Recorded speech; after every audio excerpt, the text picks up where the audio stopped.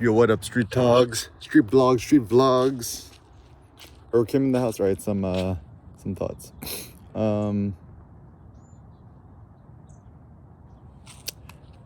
How to conquer it all. So, one thought is like, how to conquer anxiety. What is anxiety? Anxiety is, you tensing up, someone's like, I need to talk to you about something. You're like, oh no, what are you gonna say? You catastrophize. So some stoic strategies. First and foremost, mentally come up with the worst possible case scenario, right? So I need to talk to you. Somebody's like, oh no, are they gonna evict me? Are they gonna kick me out? Is there something bad I did? Right? Assume the worst and be like, it's not a big deal, right? And also when you think about other human beings, realize that they're just a lump of clay, a certain, like, just visualize, like, just LiDAR them, right? It's like, use just like this, like, three-dimensional thing, and I'm scared of you, or I'm scared of what you're gonna say to me or do to me. I'm like, I ain't scared of nobody, right? Or you like hurt someone's feeling. It's like, that's kind of your problem, not my problem, right? You misinterpreted me. I mean, it's good to produce some sort of harmony by telling them sorry, whatever, and stuff like that. And actually a big thing I think about too is like, what does it mean to be a real man, right? It's like, who says it? Be a man, do the right thing. It's like, it's so funny. It's like nowadays, like, men are not allowed to be men, and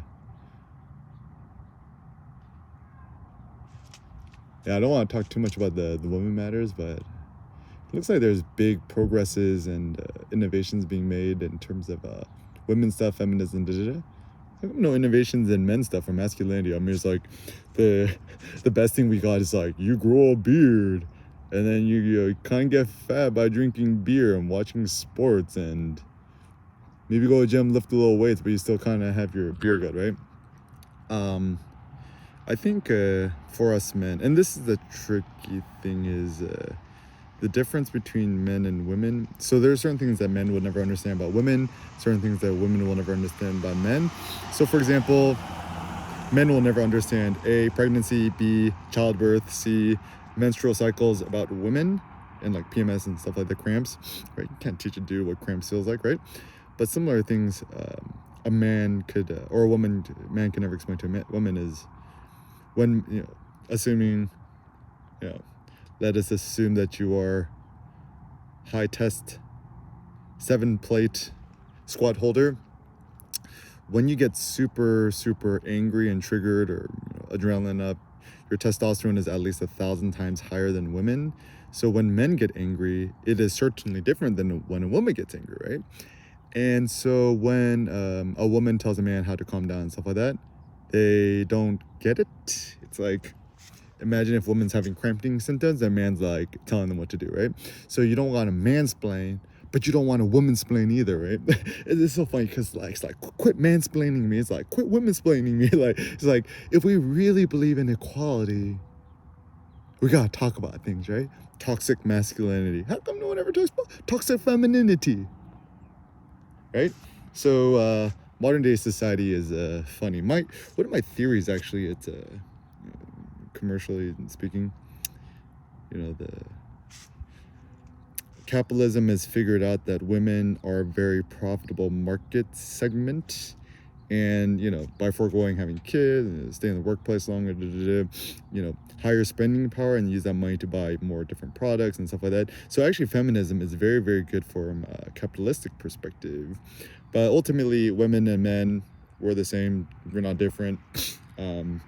Hormonally and DNA wise, chromosome wise, body physiology, we are different, but ultimately yin yang, men and women are the same. But ultimately what I want to say is men should probably not comment on female matters, nor do I think females should also comment on male matters. Yeah, my personal thought. So I'm just speaking for us guys, right? So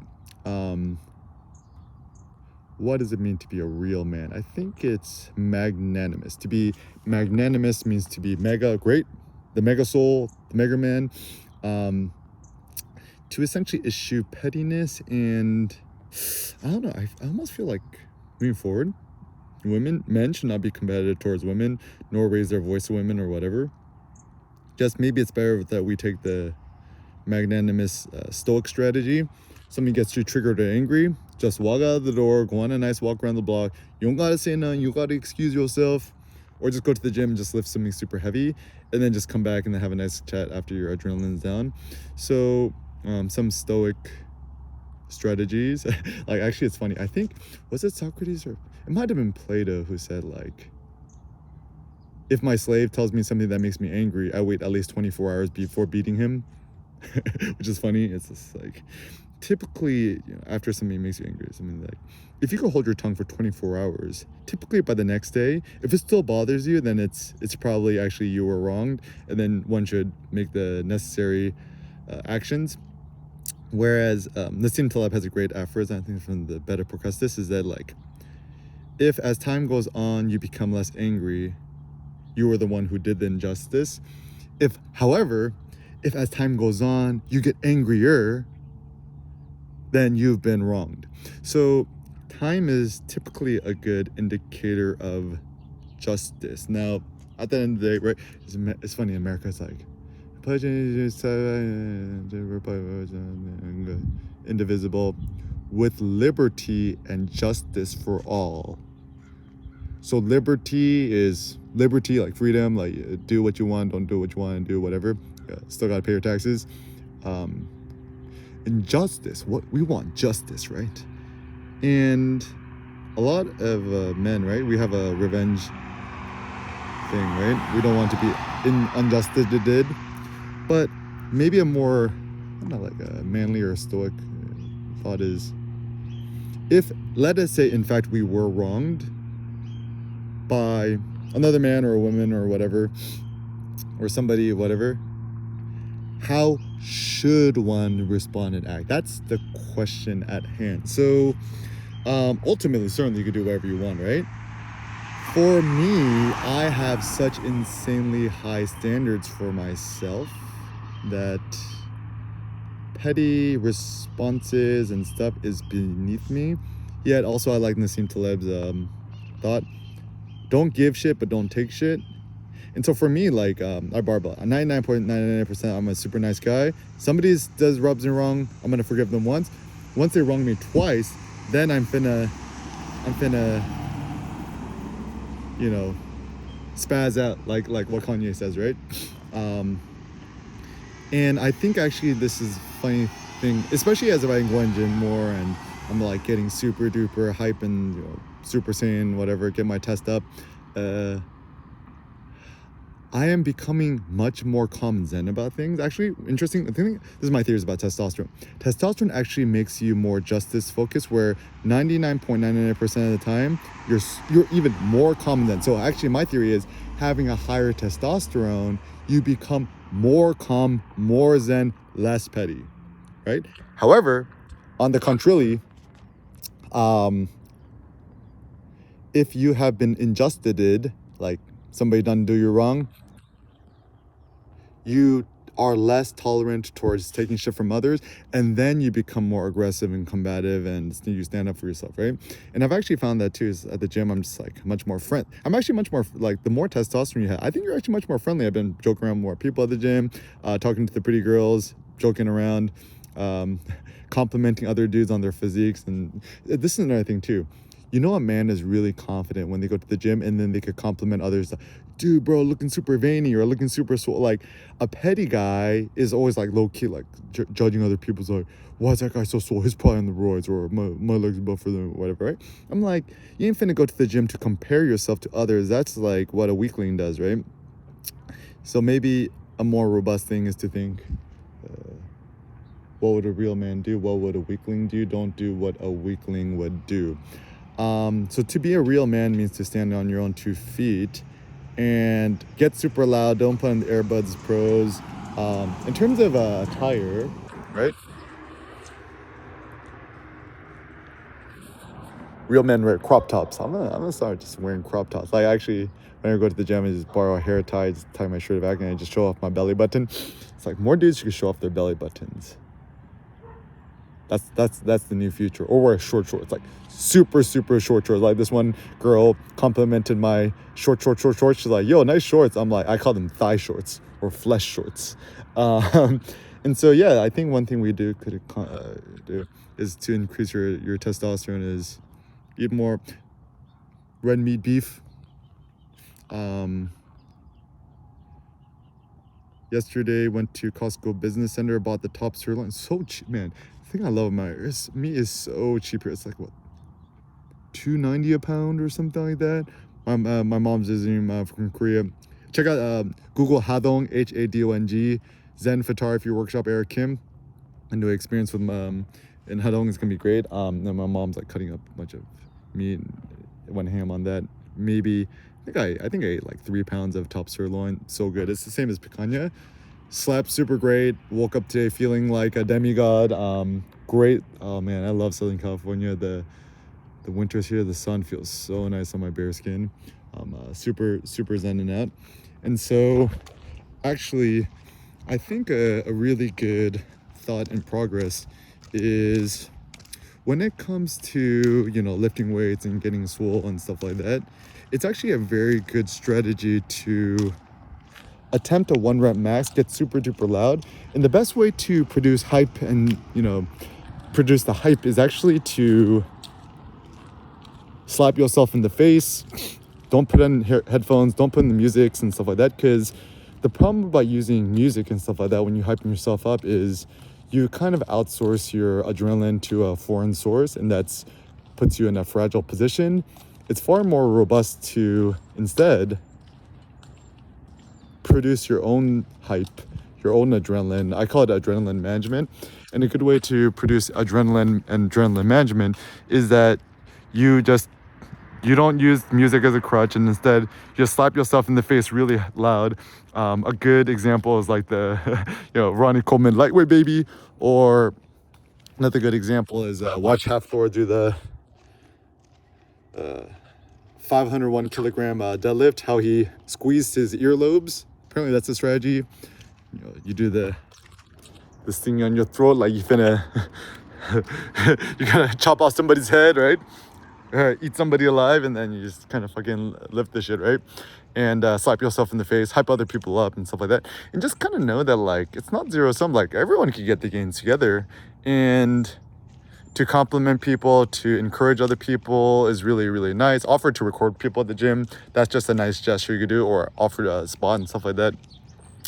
Even a funny thing too is like when I'm trying something super heavy and I'm not sure what the outcome is going to be, a good strategy is actually asking somebody for a spot. So usually I walk around the gym and I'm just like, I'm finna put my life in the hands of this dude. I'm like, gotta find the strongest dude, right?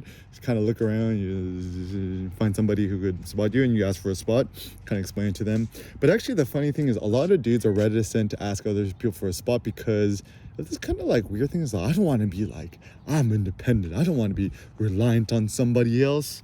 But I think that's kind of a weakling thought, because and it's like the whole like modern day is everyone's so antisocial. It's a really bad trend. It's like, can you imagine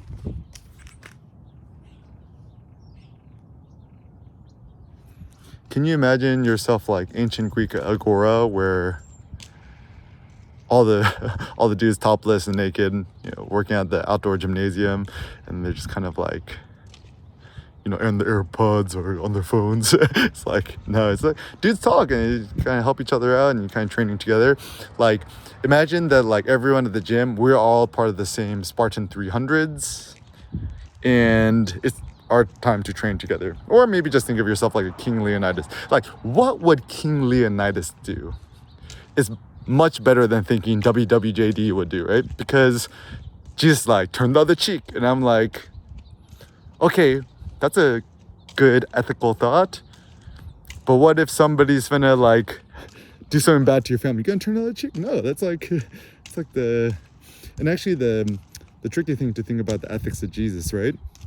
Some of the ideas are good, some of the ideas are not so good, and so to blindly follow any sort of ethical school of thinking without bespoking it or tailoring it to your own life is not an intelligent thing. And also the funny thing with ethics is everyone's trying to create this ultimate, immutable school or a source of ethics, but that is a non-concept. There is all ethics is false and bad, and it's just some person or man's opinion.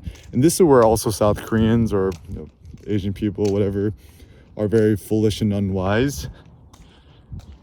Vietnamese people, main overseas Chinese and stuff like that. Anyone who follows some sort of form of Confucianism, they look at this, for example, they look at the things, the teachings of Confucius, and they treat it like some sort of immutable law. It's like, this is the rules of the heavens and the earth and the spirits. And then this also philosophically where things kind of go a little bit south, where once certain schools of ethics start to be codified into some sort of like universal things, like kind of some sort of spirituality, ancestors, life after death, spirits and stuff like that, and kind of like hocus pocus, wizardry kind of things become very uncritical and very bad. So the best way to think about things and approach things is instead realize that it's all just somebody's opinion, and to be a truly critical thinker, philosopher, thinker, new Spartan, is to essentially codify your own school of ethics for yourself. So even with the religion, this is my personal take,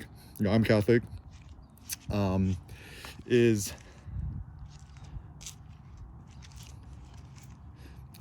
I think religion is mostly aesthetic, right? Like I like going to church, I like going to mass, I like going to Sunday's best and stuff like that. And I like the cultural aspects of it, and the customs and the rituals.